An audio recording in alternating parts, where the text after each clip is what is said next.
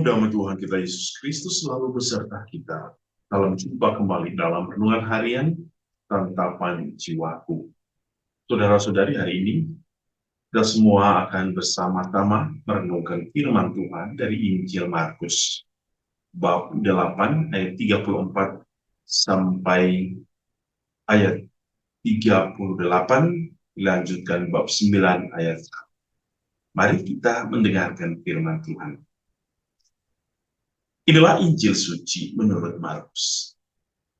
Lalu Yesus memanggil orang banyak dan murid-muridnya dan berkata kepada mereka, "Setiap orang yang mau mengikut aku, ia harus menyangkal dirinya, memikul salibnya, dan mengikut aku.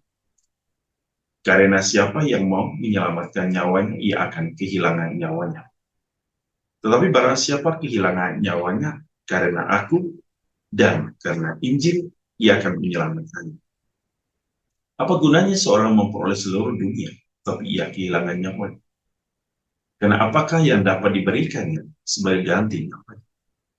Sebarang siapa malu karena aku dan karena perkataanku di tengah-tengah angkatan yang tidak setia dan berdosa ini, anak manusia pun akan malu karena orang itu apabila ia datang kelak dalam kemuliaan Bapanya diiringi malaikat-malaikat kudus."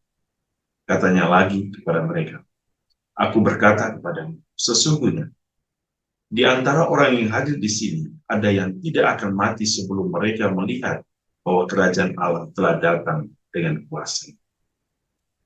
Demikianlah sabda Tuhan. Terpujilah Kristus. Saudara-saudariku yang dikasihi Tuhan, hari ini Yesus memberikan kita 3 syarat untuk menjadi murid. Yang pertama, menyangkal diri. Kedua, memikul salib. Dan yang ketiga, mengikuti Dia. Bagaimana kita bisa mengikuti Dia? Pertama-tama adalah menyangkal diri. Ya. Penyangkalan diri selalu berhubungan dengan bagaimana seorang beriman mau senantiasa meletakkan seluruh kehidupannya hanya pada Allah. Yang berarti ia berani untuk mengesampingkan segala kehendak pribadi, kebutuhan pribadi, keinginan pribadinya. Dengan demikian, ia memberikan yang terbaik. Prioritas utama adalah Allah. Allah dan kehendaknya. Apa yang dimaksudkan Allah dan kehendaknya? Dalam hidup kita, Yesus hari ini mengatakan, barang siapa yang percaya kepada Injil, maka ketika orang menomorsatukan Tuhan dalam hidupnya, menomorsatukan firman-Nya, ia mampu mengikuti Tuhan. Maka penyangkalan diri selalu berhubungan dengan prioritas hidup, bahwa kita menempatkan Allah sebagai prioritas nomor 1 dan kita berani untuk mengambil bagian dalam salib Kristus lalu mengikutinya.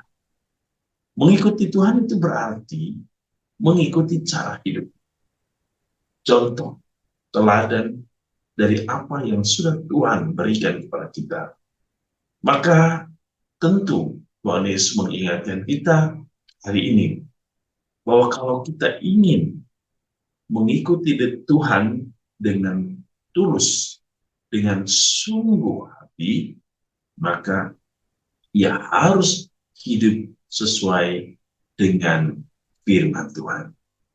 Injil Tuhan memberikan kita makna dari keikutsertaan kita di dalam karya Tuhan. Segala hidup kita harus berdasarkan firman Tuhan. Dan Injil Tuhan menuntun kita agar kita hidup dalam pelayanan kepada sesama dan dunia sesuai dengan kehendak Tuhan.